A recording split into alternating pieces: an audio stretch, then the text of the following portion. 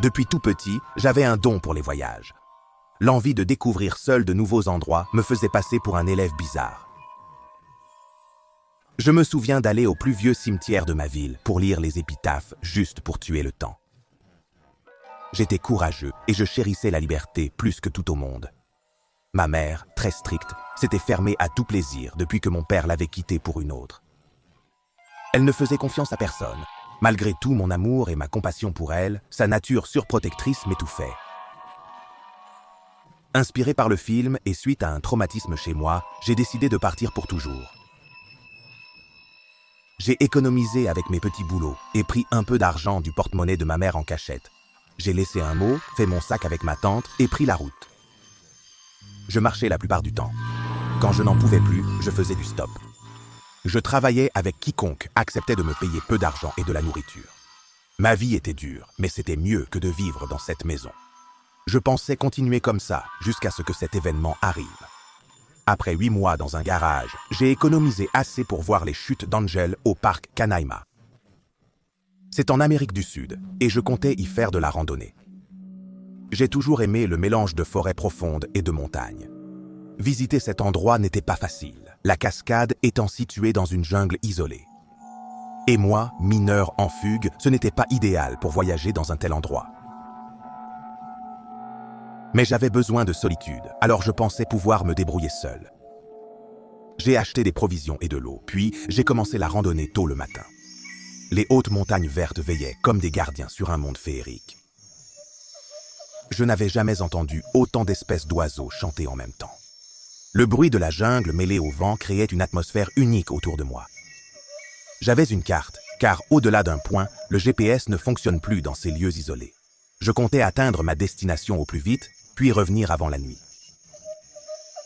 Je savais combien ces bois sont profonds et sauvages. Rester après la nuit serait terrible pour un voyageur solitaire. Après 2 heures de marche, quand je suis arrivé, le soleil était juste au-dessus de moi. Le bruit de tonnes d'eau tombant du haut de la montagne est quelque chose d'indescriptible. Angel Falls se dressait devant moi dans toute sa splendeur majestueuse. J'ai pris des photos et trempé mon pied dans l'eau cristalline qui coulait. Elle était si froide. Je me suis rafraîchi le visage et les mains dans l'eau de la cascade. Il était midi, j'avais donc du temps avant de redescendre. Les sons de la forêt sauvage me faisaient sentir en communion avec la nature. J'ai sorti un sandwich que j'avais apporté. J'ai dû en prendre 2 ou 3 bouchées quand j'ai entendu un son métallique profond résonner au loin. C'était comme si quelqu'un avait frappé un gong de toutes ses forces. Je me suis levé et j'ai commencé à marcher dans la direction d'où venait le son. Écartant les plantes devant moi, je me frayais un chemin à travers la jungle. Après avoir marché pendant une demi-heure, j'en ai eu marre et j'ai décidé de rebrousser chemin. J'étais à mi-chemin quand une grosse goutte d'eau est tombée du ciel. J'ai levé les yeux, un énorme éclair a frappé et une pluie torrentielle s'est abattue. J'ai couru pour revenir, mais les nuages noirs ont vite couvert le soleil et un orage a éclaté. J'ai galéré à retrouver mon chemin pendant une demi-heure. Je n'avais pas d'autre choix que de m'abriter sous un grand arbre, ce qui n'était pas du tout sûr en plein orage. Au moment où la pluie a commencé à faiblir, la jungle entrait dans sa vie nocturne. Les grillons stridulaient avec les grenouilles et plein d'autres insectes inconnus. Une chouette sauvage ululait depuis une haute branche tout près. J'ai réalisé, je suis perdu. J'ai eu peur, mais je me suis calmé et j'ai réfléchi à comment passer la nuit en sécurité dans cette immense forêt.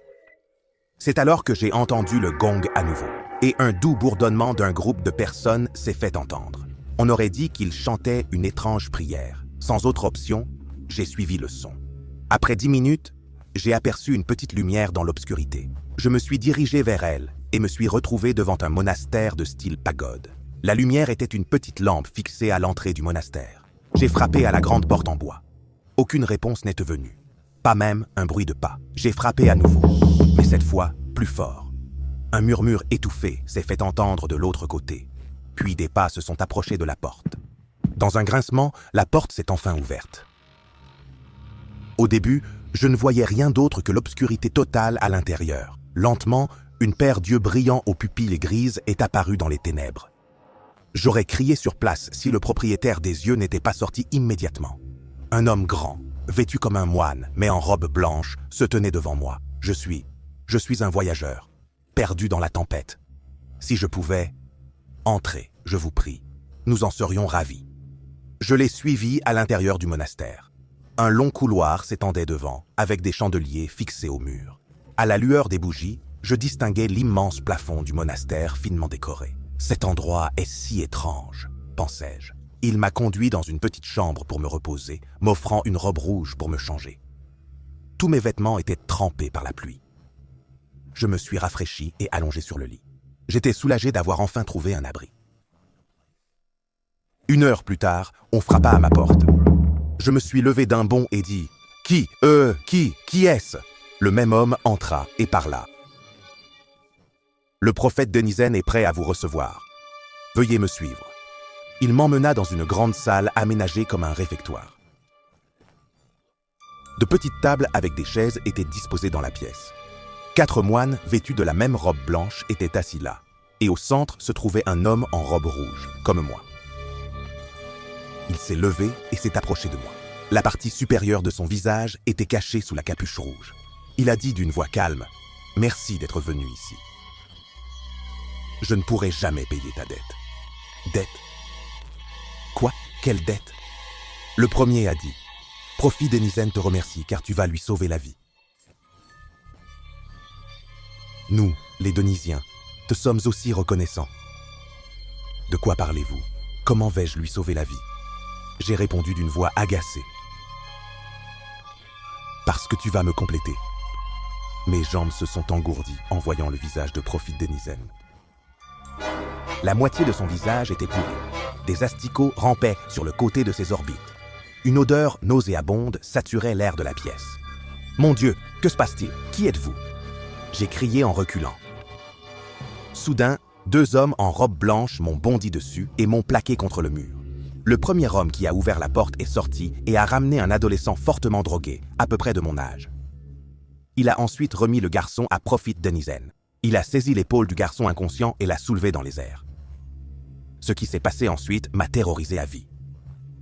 Denizen a ouvert sa bouche, l'étirant presque jusqu'à sa poitrine, et a commencé à avaler la tête du garçon comme un énorme serpent. Il a arraché sa tête de son cou mou et a commencé à la mâcher tandis que le sang coulait de son énorme bouche. Tout le monde dans la pièce riait pendant que leur prophète Denizen dévorait ce garçon comme un poulet. Il m'a ensuite regardé et j'ai su que j'étais le suivant. Mais un changement surprenant que j'ai remarqué était le visage de Denizen. La moitié de son visage reprenait vie, comme si manger ce garçon injectait du sang et de la chair dans ses plaies pourries. J'ai compris que cet homme était un démon de l'enfer, et ses disciples étaient ses adorateurs. Je me suis retourné et j'ai couru vers la sortie. Ils m'ont tous poursuivi, et j'ai entendu Denizen hurler « Ramenez-le! C'est le dernier dont j'ai besoin. Supplie le diable, ramène-le !» J'ai couru dans le couloir, de là jusqu'à la porte principale, puis je suis retourné en courant dans la jungle. J'ai oublié mes vêtements et mon téléphone dans ce monastère, et j'ai fui comme un cerf apeuré, vêtu seulement de cette robe. Quand je n'ai plus eu la force de courir, je me suis effondré sur le sol boueux. À mon réveil, le soleil brillait déjà dans le ciel. La nuit passée semblait n'être qu'un horrible cauchemar. J'étais couvert de boue et de feuilles mortes. Une énorme plaie marquait mon front. J'ai dû heurter quelque chose en m'évanouissant la nuit précédente. Je n'y suis jamais retourné. Je ne sais toujours pas comment j'ai réussi à descendre. Un villageois bienveillant m'a conduit jusqu'à l'hôpital le plus proche. J'ai appris plus tard par les habitants qu'au cœur de cette jungle avait existé une secte appelée les Denisiens. Leur prophète, Denizen, mourut un jour, et ses fidèles entamèrent un macabre rituel vaudou pour le ressusciter. De jeunes garçons du village commencèrent à disparaître mystérieusement. Les villageois croyaient que les disciples de Denizen les sacrifiaient pour ramener leur maître. Ils ont supplié et prié le diable, mais les habitants sont vite devenus furieux. Une nuit, ils ont brûlé tout le monastère avec les adeptes qui hurlaient à l'intérieur. Depuis, quiconque s'y aventure après la nuit reste piégé par leur esprit hanté et disparaît à jamais. J'ignore si ce que j'ai vécu cette nuit-là était imaginaire ou réel, mais j'ai toujours cette robe rouge qu'ils m'ont donnée. Ça me glace jusqu'aux os de savoir que cette robe me désignait comme l'agneau sacrificiel devant un démon de l'enfer.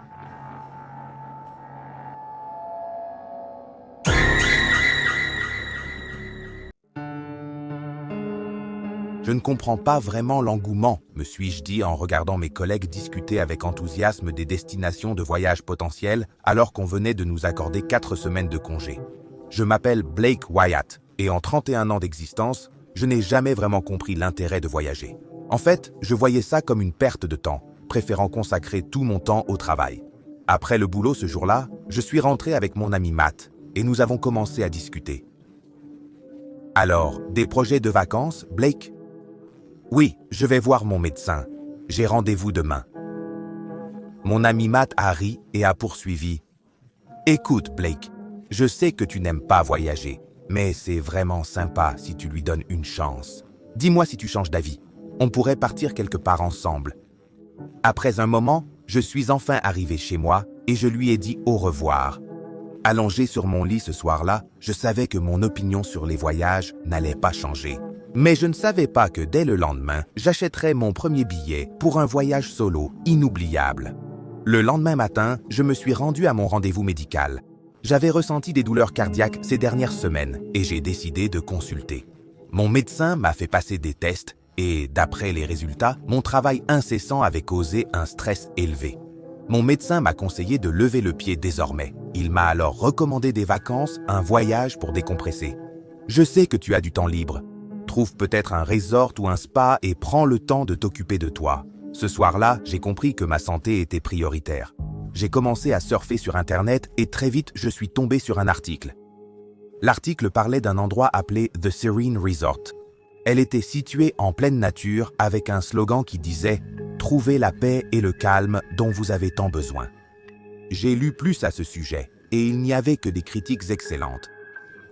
Alors, sans perdre plus de temps, j'ai réservé un billet d'avion pour partir dès le lendemain. En arrivant au centre de villégiature, j'ai remarqué qu'il avait un environnement magnifique et serein.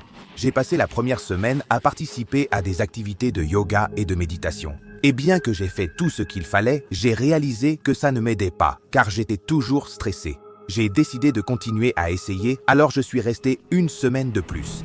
À la 3e semaine, j'ai été surpris de voir mon ami Matt arriver au centre. « Qu'est-ce que tu fais ici, mec ? J'ai entendu que tu étais venu ici à cause du stress, alors j'ai décidé de te tenir compagnie pendant ton voyage solo. » Même si c'était un voyage solo, j'étais content de voir mon ami Matt, car j'avais besoin de compagnie. Nous avons passé la 3e semaine à participer aux nombreuses activités et à nous amuser comme des fous. Une fois la 4e semaine arrivée, je savais qu'il faudrait retourner au travail. Et même si mon niveau de stress avait un peu baissé, je savais que je devais encore me détendre davantage. Un mercredi après-midi, un homme s'est approché de moi et a entamé une conversation. « Êtes-vous Monsieur Blake ?»« Oui, c'est moi. Un problème ?»« Non. C'est juste que j'ai entendu dire que vous êtes venu ici pour vous détendre et que les autres activités ne vous conviennent pas vraiment. » J'étais un peu déconcerté qu'il sache ça, car je ne l'avais jamais vu auparavant. Mais j'ai poursuivi. « Ouais mec, ne te méprends pas. Je suis un peu détendu, mais la plupart des activités ne m'aident pas vraiment. Alors tu as de la chance. J'emmène un groupe de 10 personnes à la falaise aujourd'hui. On va faire des activités anti-stress.